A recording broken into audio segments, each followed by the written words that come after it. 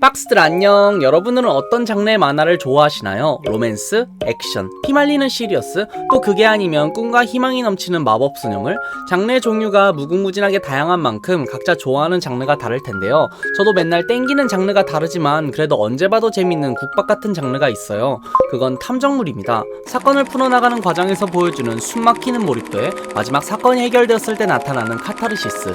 이게 한 번에 여러 편 보면 지치는데 가끔씩 찾아보거나 어쩌다 보게 되면 또 그만한 맛이 없는 장르거든요. 허나 요즘 거의 유일무이한 탐정 만화인 코난에서는 캐릭터들 하나하나 살인병기급 신체 능력을 보여주거나 막장 그 잡채인 에피소드가 오지게 많아가지고 미라니 도일이 커플의 너에게 닿기를 뺨때기 우리는 20년 넘는 썸 말고는 볼 게 없고, 이제는 작가가 꿀잼인 검은 조직 에피소드 안 보여주면서 독자들 협박하는 느낌도 드는데요. 그러면서 컨텐츠 각 잡으려고 코난을 보면서 얼탱이가 털리고 있을 때쯤 기억 속에 있던 꿀잼 탐정 만화가 생각나더라고요. 그러니 오늘은 알 사람들은 다 아는 꿀잼 탐정 만화 탐정학원 Q에 대해 씹으려보겠습니다. 경고. 오늘도 어김없이 개소리가 자주 등장하는 영상으로 탐정학원 Q의 스포일러가 포함되어 있으니 주의하세요.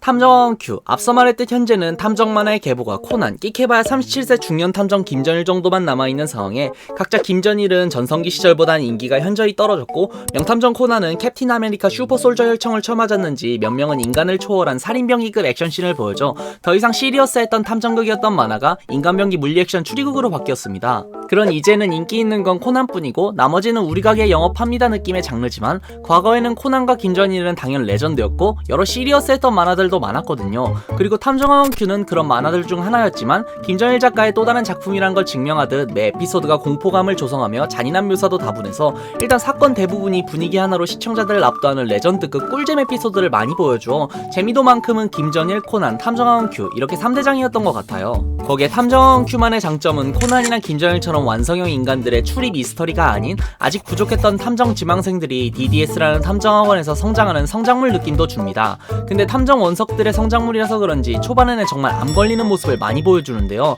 일단 원석이라고는 하지만 주연 5인방은 각자 능력 같은 개념의 무기가 있습니다. 멀 때는 압도적인 피지컬과 직감으로 보여주는 동물 같은 본능 추리와 주사위 굴려서 범인 맞추는 운까지 가지고 있고, 분홍머리는 순간 기억 능력이라는 암기 과목 치트키, 한소리, 잘생긴 천재, 그리고 주인공 Q는 뛰어난 관찰력과 탐정이 포기하면 사건은 미궁에 빠진다는 신념으로 사건을 씻고 뜯고 맛보고 즐기는 끈기로 띨빵한 외관과 달리 생각보다 주인공에 걸맞는 인물로 성장합니다. 헌데 성장해야 탐정팀 Q반인 거지, 성장하기 전까지는 인간 불신 INTP 입장에서는 중린이 탐정단 OR DDS 마을 방범대 파이어 그 이상 그 이하도 아닌데요. 일단 Q의 관찰력은 처음부터 끝내줬지만 약간 애가 맑은 눈의 광인 느낌이라 소시오패스 느낌도 들어요. 초반 에피소드인 탐정학원 입학시험 에피소드에서 방해공작 플러스 모종의 사건으로 2차 시험인 필기시험에 늦게 됐는데, 늦었으면 가만히 있거나 짱구 굴려서 알위젤 메타로 시험지 몰래 제출하고 토껴야 될 판에 파워 당당하게 들어와서는 한다는 말이 토시 하나 안 틀리고 늦어서 죄송합니다, 저도 시험 보게 해주세요 이럽니다. 진짜 눈깔부터 미친놈이 따로 없죠. 그런 어그로란 다 끌어서 시험 보는 사람 어리둥절하며 집중력 흐트러뜨리고, 감독관이 시험 시간 10분 남았다니까 괜찮아요, 탐정이 포기하면 사건은 미궁에 빠져요 이러고 있어요. 그리고 결국 한 문제 풀었다는데 당연히 근데 이러고 시험에 붙어요. 이유는 알고 보니 시험장에 늦었던 이유 중 하나인 사고 위기의 등산가 아저씨가 학원의 설립자이자 거의 유일무이한 일본 최초로 총기 허가가 떨어진 사립탐정 단 모리이코였고, 거기에 10분 동안 유일하게 풀었던 문제가 알고 보니 그 단쌤이 현역 시절 제일 어렵게 풀었던 사건이자 지금까지 정답을 맞춘 사람이 없는 그런 문제라서 특채로 합격합니다. 경찰 조사에 협조하는 애들 양성하는 학원이 무슨 도고 유소 호스텔 수련회도 아니고 추가 점수 느낌으로 뽑는 특채가 뭡니까? 거기에 다른 애들은 그러려니 하는데 문제는 이 핑크머리 매구, 앞서 말했듯 순간기억 능력이라는 한 번 보면 모든 것을 기억하는 캐릭터인데, 얘 때문에 카타르시스 오는 장면도 있지만 몇몇 장면에서는 치트키급 성능 때문에 위기감 안 느껴지는 장면도 덜어 보입니다. 그도 그럴 게 얘는 무슨 상황이 있으면 다 기억하니까 우기는 게 많아요. 다른 탐정 만화들도 이게 맞다고 우기는 장면이 있으면 아니 이 녀석이 어디 어른들 말하는데 끼어들어 하면서 두드려 맞는 개그 장면이나 그런 어른들의 갠색이도 어떻게든 해결하며 스릴 넘치는 장면을 연출한다면, 여기서 어른들이 윽박 지르는 장면은 그 당시 마치 요리왕 비룡 특급 요리사 마냥 DDS 수첩만 보여주면 경찰들이 DDS군요, 신뢰가 많았습니다 이러면서 매구의 말을 웬만하면 다 믿어주고, 이 친구를 아는 사람이 옆에 있다 하면 무조건 다 믿어줘요. 거의 뭐 걸어다니는 카메라요. 거기에 몇몇 화수는 작화까지 안 좋은 모습을 자주 보여줘서 분명 재미있는 에피소드들이 즐비하지만 단점도 명확하게 존재해서 그냥 생각나기보다는 뜨문뜨문 기억나는 느낌으로 메이저 픽까지는 가지 못한 것 같아요. 그럼에도 이게 정말 재밌었던 이유는 김전일 작가 특유의 짜임새 있는 스토리야 우리에게는 학교 괴담으로 유명한 애니메이션 제작사인 스튜디오 피에르가 만들어서 그 당시 투니버스에서 이걸 시청했을 때 공포감을 엄청나게 증가시켜서 더 기억에 남는 것 같아요. 그러니 오늘은 라프텔 같은 OTT에서도 지금 볼 수 있으니 에피소드 추천할 겸 탐정왕 큐 레전드 에피소드를 씹으려볼게요. 먼저 알아볼 사건은 8화부터 11화를 차지한 살인마 잭 에피소드입니다. 이제는 폭탄 테러도 맞고 어느정도 시간이 흘러 점점 탐정이 돼가던 큐반 일행들. 그런데 갑자기 학원 측에서 A반 학습훈련에 큐반도 참여하게 일정을 잡았고 모든 인원들은 배를 타고 학습훈련 장소로 가게 됩니다. 거기서엔 보라머리가 있어서 다가가니 뜬금없이 폭풍이 온다라는 시공간을 뒤틀어버리는 대사를 칩니다. 어쨌든 이 중2병으로 중환자실도 쌉 가능한 류라는 친구도 만나면서 도착하는 목적지 기리사키 섬. 이곳은 딱 봐도 무슨 일이 생길 것 같은 비주얼의 섬으로 학원장인 단쌤은 이곳에 있었던 일들을 말해줍니다. 이곳에서는 전쟁 중에 3명을 잔인하게 토막내며 죽인 사건이 벌어졌지만 범행 장소는 이중밀실에 굳게 닫힌 좁은 창고였고 범인은 그대로 증발하듯이 사라졌다고 하죠. 그리고 그 범인은 자신을 살인마 잭, 우리에게는 잭 더 리퍼로 알려진 세계적인 살인마라고 칭했다고 합니다. 이들이 여기 모인 이유는 전쟁 중에 벌어진 살인마 잭 사건을 주제로 야외 수업 같은 느낌으로 수업을 하기 위해서였는데요. 허나 그날 밤 부엌에서 식칼이 없어지고 홈즈의 초상화가 잘려 있었습니다. 그리고 아까 말한 사건 현장이 되는 곳에 열쇠가 없어지는 소동까지 벌어지죠. 그런 꺼림칙한 일이 있었지만 어쨌든 시간 내서 하는 수업이니 이들은 다음날 이중밀실로 들어갑니다. 하지만 그곳에서 발견된 건 반으로 잘려 죽은 A반 학생의 시신. 사람들은 밀실에 살인자와 함께 있다는 공포감에 악몽도 꾸고 추리를 해보지만 마땅히 해답이 나오지 않는 상태로 두 번째, 세 번째 피해자가 등장하며 이들 모두 말로 형용할 수 없는 잔인한 모습이었습니다. 하지만 큐바는 사건의 진상을 알아냈지만 추리 도중 발생한 토막나이는 네 번째 씨발까지. 알고 보니 지금까지 일어났던 일은 단쌤의 큐반을 상대로 한 혼자만 재미있었던 개꿀잼 몰카였습니다. 그런 이제 DDS가 대단한 서프라이즈 월 뒤져라 단쌤이 되려는 순간 단쌤은 몰카의 실상을 말해줍니다. 큐반의 탄생의 이유는 자신의 후계자 양성, 그래서 어중이 떠중이라고 놀림받았던 큐반의 뜻은 qualified, 자격이 되다라는 뜻의 단어로 큐반 아이들은 모두 선생님의 후계자 자격을 갖춘 아이들이었고 이 소동도 모두 시험 같은 느낌이었던 거죠. 그래서 이때부터 A반과의 큐반의 대립구도도 시작하며 재미의 시작점을 알렸지만 이 에피소드가 진짜 재밌었던 이유는 비록 개꿀잼 몰카이긴 했지만 극이 진행되면서 연출된 토막살인이라는 잔인한 모습은 김전일 작가 특유의 주인공의 주위 사람들도 방심할 수 없다는 모습도 살짝 엿볼 수 있었고 외딴섬의 밀실 같은 공포감을 주는 배경에 트릭도 참신한 모습을 보여줘 공포감을 주는 탄성물의 안성맞춤인 에피소드라 레전드로 뽑았습니다. 그래도 연극 같은 느낌이라 다음은 진짜 살인사건 에피소드로 가볼게요. 다음으로 알아볼 사건은 29화부터 31화까지를 차지한 살인 콜렉터 사건입니다. 이 사건은 어느 사립 명문학교의 게시판에 이상한 소문이 도는 걸로 시작합니다. 그 소문은 이곳의 학생 중 하나가 스너프 비디오, 실제로 사람이 죽는 비디오를 수집한다는 소문이었죠. 그리고 그 비디오 중에는 실종된 오그라 에이미나의 비디오도 있다고 하죠. 학교 괴담 녹화본이 아닐까. 어쨌든 학교 측은 DDS에 의뢰하여 큐반 중 초딩인 한솔이 제외하고 큐와 긴타는 명문이랑은 거리가 멀어져 있는 상태라 분홍 카메라 배구와 중2병 말기 류가 잠입 수사를 합니다. 근데 명문인 만큼 그곳은 입시의 전쟁터, 1학년이지만 이들의 눈은 전학생이 아닌 책 속에 들어가 있었죠.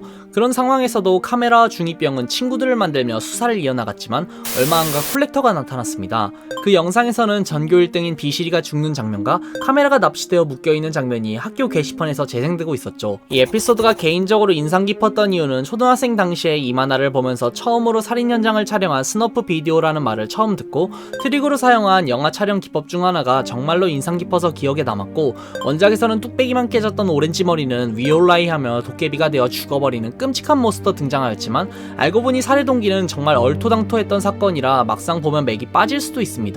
허나 극중 대사 중에 당시에는 인터넷이 발달이 안 되어서인지 카메라가 인터넷에서 괴롭힌다고 자살을 한다고? 라는 대사는 뒤통수를 후려갈기는 느낌이라 개인적으로는 다시 봐도 재밌는 에피소드였는데 너무 개인적이라 여기까지만 하고 마지막으로 알아볼 에피소드는 16화부터 21화라는 대서사실을 보여준 에피소드 가미카쿠시마을입니다. 어느 날 반바꾸기 시험 공지가 올라오고 A반은 자기들 같은 재능 있는 인재들이 큐반에게 지는 것 같은지 견제를 때리는데요. 이게 순간 그 순간 단쌤은 애들을 집합해 결합시켜 웬 논밭의 모형을 둡니다. 여기는 어느 사건의 사건 현장을 모형화한 곳이었고 피해자는 어느 대학생, 그리고 당시 사건 현장은 발자국이 가운데에서 끊긴 우주인에게 납치된 수준의 이상한 곳이었죠. 하지만 또 큐가 단서는 몇 개예요 이러면서 트릭을 간파합니다. 헌데 알고 보니 단쌤은 짭이었습니다. 그런 선생님의 모가지가 위태로운 상황이지만 운명인지 우연인지 단쌤은 큐반 아이들을 이미 그 사건에 투입시키기 위해 준비했었죠. 그리고 가게 되는 호리병 마을. 이 마을은 전쟁 중에 세워진 마을로 옆에는 가미카쿠시 마을이라는 곳이 있는 대충 구조가 이런 식으로 옆으로 놓은 호리병 모양의 구조인 곳입니다.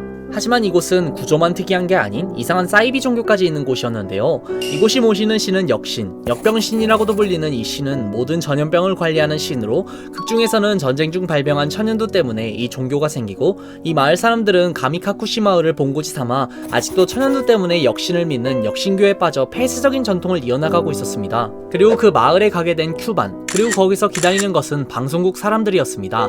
한바탕 아이들을 골려주고 그 사람들은 과거 전쟁 중 일본군이 숨겨둔 보물 이야기를 하고 이 마을 어딘가에 그 보물이 있다고 말을 하죠. 헌데 그날 밤 보물을 찾는다는 명목으로 혼자 가버린 리포터 누나는 어느 묘지에서 해골바가지 룸메이트를 만나버렸고, 그런 상황에서도 탐욕에 찌들어버린 방송국 사람들은 아무렇지도 않은지 취재를 감행, 그리고 큐반 아이들 중 카메라와 중2병은 가미카쿠시로 큐 한솔이 짐승 남은 호리병 마을에 남아 단서를 찾습니다. 하지만 호리병 마을도 호리병 마을이었지만 가미카쿠시 마을은 역신교의 본거지를 티내는지 장난 없는 비주얼에 역신교 교주는 만화 버전과 비교도 안 되는 기괴한 가면으로 공포심을 자극하죠. 그런 상황 보물에 접근하던 짭띠오는 공중으로 납치당하는 장면이 카메라에 찍혔고 메인 PD 아저씨는 자고 있던 중 위올라이 되어서 도깨비가 돼버렸습니다. 그런 상황에서도 역신교는 역신님이 노했다는 말 같지도 않은 소리를 해대며 수사에 혼동만 주고 있었고 유력한 단서가 처음 등장한 대학생의 쪽지이지만 이게 뭔지 갈피도 못 잡는 상황입니다. 하지만 이건 명백한 살인, 신이나 질병 같은 게 아닌 교묘한 트릭으로 사람을 해친 살인이었습니다. 그런 이들은 살인마를 찾기 위해 수사를 하고 드디어 밝혀진 범인은 17살의 호리병 마을 여관 종업원 미호. 종업원인 미호는 이곳에서 나고 자라온 평범한 아이였지만 이 마을의 실체를 보면서 인생이 180도 바뀌었습니다. 이 마을의 보물이라고 알려졌던 건 천연두 바이러스로 이곳은 과거 일본군이 생화학병기를 연구하던 연구시설이었습니다. 하지만 그 바이러스로 연구하던 연구원들이 많이 죽어버리고 전쟁에서 패배를 하면서 책임을 묻기 두려웠던 일본군은 마을 자체를 은폐. 원래 호리병 마을은 이름 따라 호리병 모양이었지만 가운데에 역신교 교주의 방과 반대쪽에는 댐을 만들어 처음부터 마을이 나뉘어진 것처럼 꾸며낸 가짜였고, 역신교 교주의 방에는 호리병 마을과 통하는 비밀 통로, 그리고 역신교를 만들고 역신교 가면을 쓰고 다녀야 된다는 요상한 규칙은 마을 사람들이 1인 2역 하기 위한 정말 모든 것이 꾸며진 가짜였습니다. 그런 가짜 세상에서 미호는 역신교 교주로서 세뇌를 당하며 전통을 이어나가 단순히 이 마을의 비밀이 누설될까봐 죄 없는 방송국 사람들부터 그 전에 대학생, 거기에서 더 전에 죽은 피해자들까지 많은 사람들을 살해한 살인자로 전락해버린 거죠. 그리고 진짜 가미카쿠시 마을은 어떠한 사람의 손도 닿지 않아 자연 그대로 보존된 아름다운 모습으로 터널 중간에 남겨져 있었지만 이제 이들에게는 이런 거 필요 없을 정도로 망가졌습니다. 이 에피소드가 동기 자체는 사이비 종교의 개똥 철학으로 인한 살인이라 랄랄랄랄랄 하던 드라마 구해줘 같은 느낌도 들었고, 한정된 장소에서 일어난 참극에 묘사되는 부분도 정말 공포스럽다고 할 수 있는데요. 하지만 뭐니 해도 역신교 교주의 초월 애니화돼버린 비주얼은 아직도 소름이 돋는 비주얼에 피해자들의 모습도 잔인한 모습이었습니다. 진짜 아직도 해골바가지 룸메이트 씨는 등골이 서늘한 느낌도 드네요. 오늘은 이렇게 탐정왕 큐에 대한 주저리랑 레전드 에피소드에 대해 씹으려봤는데요. 일단 스포주의를 띄웠지만 그럼에도 보신 분들에게 진짜 한번 이만화 봐보시라고 말씀드리고 싶어요. 애들이 나사 빠진 느낌은 들어도 뭉치면 살고 흩어지면 죽는다는 느낌의 탐정 만화에서는 극장판 아니면 보기 힘든 팀워크를 위주로 보여줘서 색다른 재미를 선사해줍니다. 거기에 앞서 말했듯 제작사가 학교괴담이랑 같아서 오프닝에도 햄이랑 친구들도 나오고 몇몇 캐디는 비슷한 느낌이 많이 들어서 더 무서웠던 것 같아요. 그러니 그런 요소를 좋아하시면 한번 봐보시라는 말을 끝으로 오늘 영상 마치겠습니다. 오늘은 여기까지!